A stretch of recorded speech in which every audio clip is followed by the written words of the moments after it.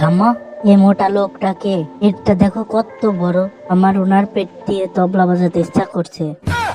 অমন বলেন না সোনা, উনি একজন বড় মাপের পণ্ডিত। এক জঙ্গলে হারাই নামে এক পণ্ডিত বাস করত। অনেক দিন হয়ে গিয়েছিল, কিন্তু সে একটাও কাজ পাচ্ছিল না। এবার তো দেখছি না খেয়ে আমার বড়িটা একেবারে শুকিয়ে যাবে। অনেক দিন হয়ে গেল, একটা কাজও পাচ্ছি না। কালকে ভাবছি এই গ্রাম ছেড়ে অন্য গ্রামে চলে যাব। প্রথম দিকে ভালোই শিষ্যরা আমার কাছে আসছিল, কিন্তু হঠাৎ করে আসা বন্ধ করলো কেন? জঙ্গলের পাশেই ছিল একটি গ্রাম। গ্রামটির নাম হলো নন্দপুর। ওই গ্রামেই বাস করত রাজীবের পরিবার। রাজীব ছিল অত্যন্ত মেধাবী ছাত্র। সে তার ঠাকুমার সাথে থাকতো। কিছুদিন যাবৎ রাজীব খুব আজব ব্যবহার করছিল। সে হঠাৎ করেই পাগলের মতো শুয়ে পড়ত, আবার হঠাৎ করেই কেঁদে উঠত। এসব আচরণ দেখে রাজীবের ঠাম্মা খুবই ভয় পেয়ে যায়। ভালো ছেলে হঠাৎ এমন করছে কেন? ভালোই তো ছিল, কত সুন্দর আমার সাথে থাকতো। গিয়ে দেখি কি হলো। রাজীবের ঠাম্মা চলে গেল রাজীবের কাছে। এদিকে রাজীবের পাগলামো থামেই না। ঠাম্মা কোনো রকম তাকে ধরে বেঁধে কোলে তুলে নেয়। তারপর রাজীবকে সোফার উপর শুইয়ে দেয়। ঠাম্মা ভাবে তার ছেলেকে কল দিয়ে সব জানাবে, তাই সে মোবাইলে কল দিয়ে ছেলেকে সব জানিয়ে দেয়। হ্যালো রাজু, জানিস তোর ছেলে আবারও আগের মতো সেই পাগলামো শুরু করে দিয়েছে। কয়দিন থেমেছিল, তারপরে একদিন রাজীব কোথায় চলে গিয়েছিল, তারপর অনেকক্ষণ পর এসে সেই পাগলামো শুরু করে। তুই একটু এসে ছেলেকে দেখে যা এবং কি ব্যবস্থা করা যায় তাই ভাব। রাজীবের বাবা অর্থাৎ রাজু শহরে চাকরি করতেন, আর সে শহরে একটি ফ্ল্যাটে বাস করে। ছোটকাল থেকেই রাজীব ঠাম্মার কাছে মানুষ হয়, কারণ ছোটবেলায় তার মা রোড অ্যাক্সিডেন্টে মারা যায়। রাজীবের বয়স যখন 8 বছর ছিল তখনই তার মা মারা যায়, এবং তারপর থেকে রাজীব এই পাগলামো করতে শুরু করে। কিছুক্ষণ পর রাজীবের বাবা বাড়িতে চলে আসে।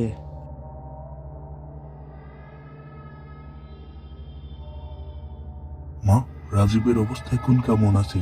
তোমার কথা শুনে তো আমি যত তাড়াতাড়ি সম্ভব চলে আসলাম। এর একটা ব্যবস্থা দেখছি করতেই হবে, না হলে এরকম হতেই থাকবে।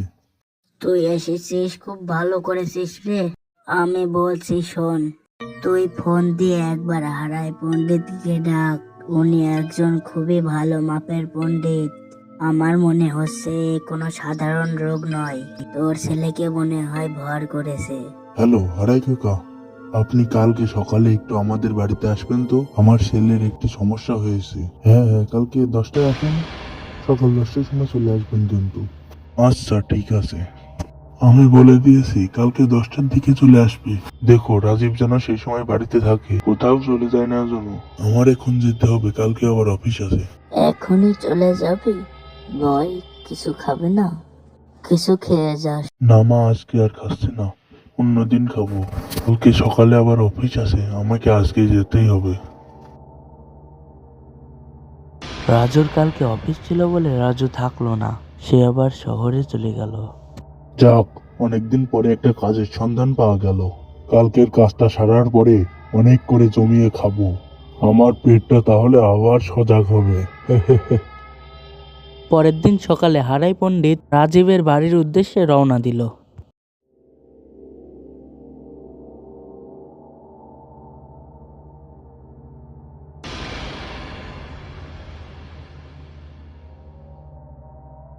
এদিকে রাজীবের ঠাম্মা রাজীবকে মোবাইল দিয়ে ভুলিয়ে ভালিয়ে বাড়িতে ধরে রেখেছে। রাজীব যাতে কোনোভাবে পালিয়ে না যায় সেই জন্য তার পাশে তার ঠাম্মা বসে রয়েছে।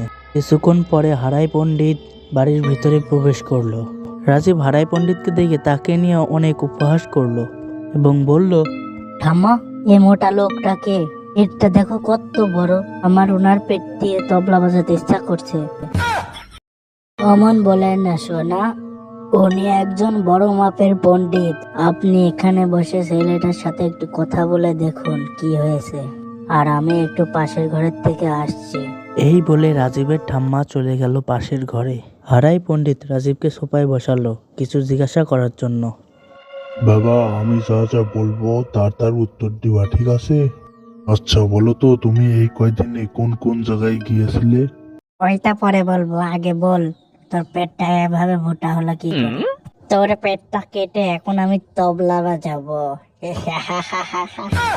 তোর এত বড় সাহস, তুই আমাকে অপমান করছিস? দাঁড়া, এক্ষুনি শিক্ষা দিচ্ছি। ছেলেটার ভিতর থেকে তুই বেরাবি নাকি বল? আমি আগেই ধরে ফেলেছি তুই একটা ডাইনি। বুঝেছি, তুই এভাবে মানবি না। আমার অস্ত্র প্রয়োগ করতে হবে তোর উপর। এই যে দেখ, এটা দিয়ে তোকে যদি ধুলাই করি, তুই তো জানিসই তোর কি হবে। হা হা হা হা, নাই মারতে বেরিয়ে পড়লি? এত ভীতু তুই? যা, ভাগ এখান থেকে, না হলে সারা জীবনের মতো তোকে একেবারে উপরে পাঠিয়ে দেব। মোটা হারায় তোকে দেখে নেব। আজকের মতো চলে যাচ্ছে, আবার আসবো। তোর পেটটাকে তবলা বানিয়ে না খেলা পর্যন্ত আমার শান্তি হবে না।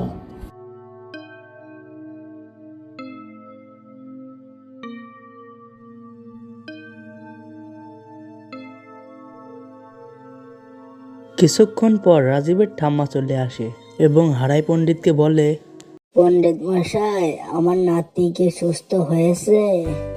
আরে হ্যাঁ হ্যাঁ, ওর ভিতর তো ডাইনি ভর করেছিল। আমি সেই ডাইনিকে তাড়িয়ে দিয়েছি, এখন আর কোনো ভয় নেই। কিন্তু ওই ডাইনি আবার আপনার নাতির উপর ভর করতে পারে। নাতিকে একটু দেখে রাখবেন। আপনাকে যে কি বলে ধন্যবাদ দেব। আপনার উপর আমি খুব খুশি হয়েছি এবং আপনাকে 10 লক্ষ টাকা দিচ্ছি। এই যে এই ব্যাগের ভিতর ওই টাকা আছে।